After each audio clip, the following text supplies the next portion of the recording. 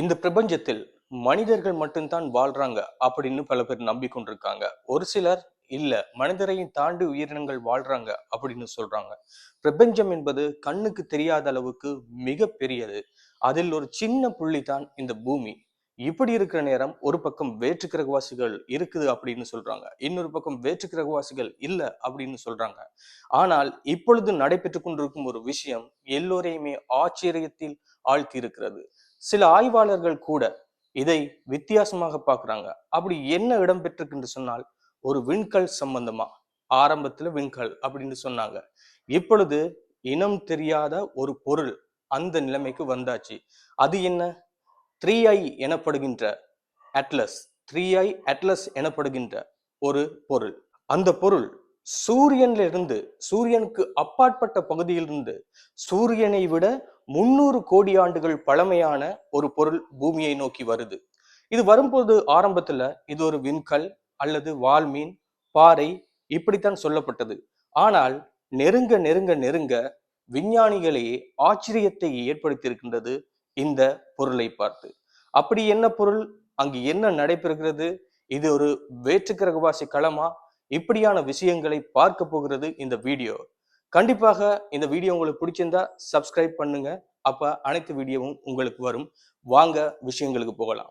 இந்த வருடம் ஜூலை மாதம் ஒரு பொருள் பூமியை நோக்கி வருகிறது.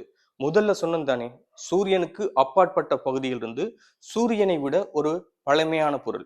இது ஆரம்பத்துல விண்கல் அப்படின்னு சொன்னாங்க, அல்லது பாறை, இப்படி ஒவ்வொரு விஷயமும் சொன்னாங்க.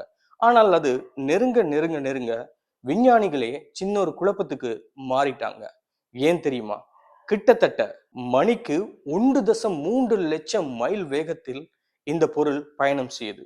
விஞ்ஞானிகள் வளமையாகவே இது ஒரு பொருள் தான் பயணம் செய்து சரி பார்க்கலாம் அப்படின்னு இருக்கும் பொழுது அங்கதான் ட்விஸ்டான விஷயம் ஏற்பட்டது. பொதுவாகவே ஒரு விண்கல்லோ வால்மீனோ பயணம் செய்யும் பொழுது அது ஒரே பாதையில் தான் அதிகமாக பயணம் செய்யும். அப்படி பயணம் செய்யும் பொழுது அது எங்க போகுது அப்படி என்பதை கண்டுபிடிக்கலாம். ஆனால் இந்த பொருள் இருக்குதானே, ஒரே பாதையில பயணம் செய்து இல்ல, மாறி மாறி பாதைகளை மாற்றி மாற்றி பயணம் செய்யுது. பொதுவாகவே ஒரு விமானத்துல ஒரு நாட்டுல இருந்து இன்னொரு நாட்டுக்கு நாங்க வானத்துல பறந்து கொண்டு போறோம். பறந்து கொண்டு போற நேரம் அந்த நாட்டின் மேப் அல்லது அந்த திசையை நோக்கி வித்தியாசமாக ஒவ்வொரு ஆங்கிள் அந்த விமானம் பறந்து கொண்டிருக்கும், மெப்பின் படி பறந்து கொண்டிருக்கும்.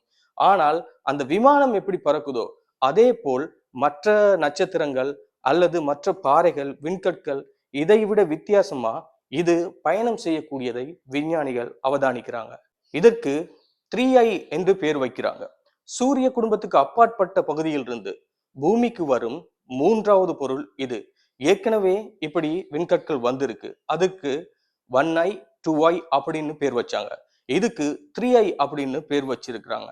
இதோடைய வேகத்தை பார்க்கிற நேரம் விஞ்ஞானிகள் யோசிக்கிறாங்க, இவ்வளவு பெரிய வேகத்துல வருது சரி, ஆனா பாதைகளை மாற்றி மாற்றி வருது, அது எப்படி என்ற ஒரு கேள்வி விஞ்ஞானிகளுக்கு வருது.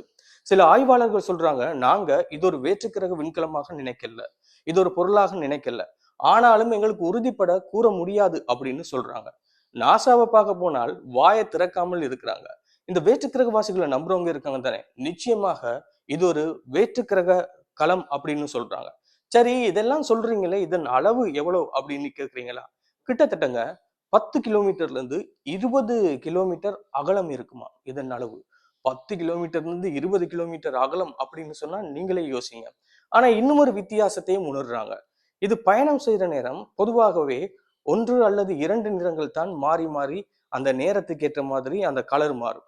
இது அப்படி கிடையாது, பல நிறங்களை மாற்றிக்கொண்டே இருக்குதா. அப்படி மாற்ற நேரம் இது எப்படி மற்றைய விண்கற்கள் வால்மீன்களை விட இது கொஞ்சம் வித்தியாசமாக இருக்கு, இதில் ஏதோ இருக்கிறது என்பதை இப்பொழுது உலகம் உற்று நோக்க ஆரம்பித்திருக்கிறது. விஞ்ஞானிகள் இன்னும் ஒரு விஷயத்தையும் அவதானிக்கிறாங்க.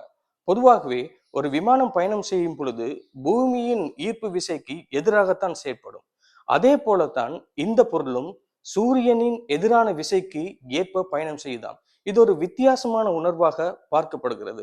டிசம்பர் 19ஆம் திகதி பூமிக்கு அருகில் இது வரப்போறதாக சொல்லி இருக்கிறாங்க. இதனால் பூமிக்கு எதுவும் பாதிப்பு ஏற்படுமா என்பது நீங்க கேள்வி கேட்டால் நிச்சயமாக எந்த பாதிப்பும் இல்லை என்பதுதான் இங்கு சொல்ல வேண்டியிருக்கு. ஏன் தெரியுமா? 17 மில்லியன் மைலுக்கு அப்பால்தான் பூமிக்கு பக்கத்துல வரப்போகுது. அது இந்த விண்கல ஆராய்ச்சியை பொறுத்த வரைக்கும், விண்வெளி ஆராய்ச்சியை பொறுத்த வரைக்கும் அது பக்கம்தான். இதுவரைக்கும் இதனுடைய புகைப்படம் கிடைச்சதா என்று பார்க்க போனால் கிடைச்சிருக்கு. இது பற்றிய ஆராய்ச்சிகள் கிடைச்சிருக்கா என்று பார்க்க போனால் கிடைச்சிருக்கு. இதில் இன்னும் ஒரு விஷயம் சொல்றாங்க. ஒரு விண்கலத்திலேயோ அல்லது விமானத்திலோ இருக்கிற மாதிரி சிறகுகள் எல்லாம் இருக்குது, டெயில் அப்படின்னு சொல்லுவாங்க, அது இருக்குது. இப்படியெல்லாம் ஆராய்ச்சிகள் சொல்ற நேரம் இன்னொரு பக்கம் இல்ல, இது பயணம் செய்யற நேரம் வெடிப்புகள் உண்டாகுது, அப்பொழுது ஏற்படும் அந்த அதிர்வலைகள் தான் எங்களுடைய புகைப்படங்கள்ல பிடிபடுது அப்படின்னு சொல்றாங்க. இப்பொழுது இன்னும் ஒரு விடயமும் கிடைக்கப்பட்டிருக்கு. என்ன தெரியுமா? அந்த மர்ம பொருள்ல இருந்து சிக்னல் கிடைத்திருக்குங்க பூமிக்கு. பொதுவாக பெரிய பெரிய டெலஸ்கோப்பாக இருக்கலாம், பெரிய இயந்திரங்களை வைத்து வானில் பறக்கிற விஷயங்களை எடுத்து சிக்னலை வந்து ரிசீவ் பண்றதுக்காக பல தொழில்நுட்பங்களை செய்து வச்சிருக்காங்க. அப்படி இருக்கிற நேரம் இப்பொழுது அந்த விண்கல் இருக்கிறது தானே, 3i அட்லஸ் விண்கல்லோ அல்லது மர்ம பொருளோ, அதிலிருந்து பூமிக்கு சிக்னல் கிடைத்திருக்கு. அந்த சிக்னல் என்னவா இருக்கும் அப்படின்னு கேட்கும்போது உடனடியாக எல்லோரும் இது வேற்று கிரகவாசிகளின் சிக்னல் அப்படின்னு எதிர்பார்க்காதீங்க, யோசிக்காதீங்க.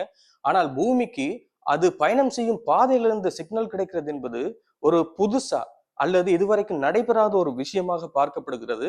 இது சம்பந்தமாக நாங்கள் ஆராய்ச்சி செய்கிறோம். ஆனா பல விஞ்ஞானிகள் என்ன சொல்றாங்க அப்படின்னு சொன்னால், இது நிச்சயமாக ஒரு வித்தியாசமான பொருளா இருக்கு, பூமிக்கு அருகில் டிசம்பர் மாதம் வரப்போகுது, அப்பொழுது தான் இதை நாங்கள் சரியாக சொல்ல முடியும், அதுவரைக்கும் எங்களால் இது சம்பந்தமாக எந்த விடயத்தையும் துல்லியமாக சொல்ல முடியாது.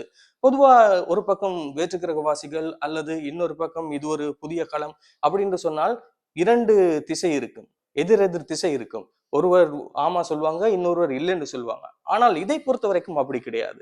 இரண்டு தரப்பும் சந்தேக கண்ணோட்டத்தோடு தான் பாக்குறாங்க. வேற்று கிரகவாசிகள் 2025ஆம் ஆண்டு இந்த பூமிக்கு வருவாங்க அப்படின்னு ஜோதிட கணிப்பாக இருக்கலாம், பலருடைய ஆய்வுகளாக இருக்கலாம். இந்த அடிப்படையில பல பேர் சொல்லி கொண்டிருக்காங்க.